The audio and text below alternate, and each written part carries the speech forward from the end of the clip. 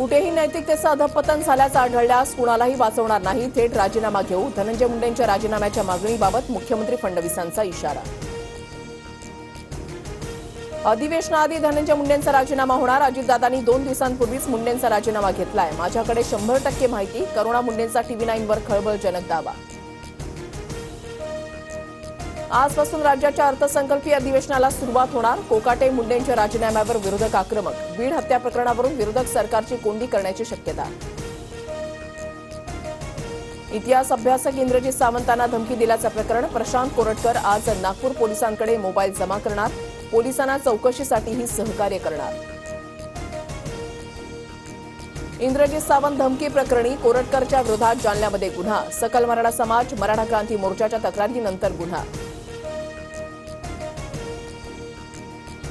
केंद्रीय मंत्री रक्षा खडसेंच्या मुलीची छेड काढणाऱ्या 7 पैकी 4 आरोपींना अटक. फरार 3 आरोपींचा पोलिसांकडून शोध सुरू. पॉक्सो अंतर्गत 6 टवाळखोरांच्या विरोधात गुन्हा. आरोपींमध्ये 1 अल्पवयीन. संतोष देशमुखांना मारहाण करताना आरोपींनी 15 व्हिडिओ 8 फोटो काढले. सीआयडीकडून आरोपी महेश केदारच्या फोनमधील व्हिडिओ फोटो जप्त. 9 डिसेंबरला संतोष देशमुखांना 3 तास अमानुष मारहाण. व्हिडिओ समोर.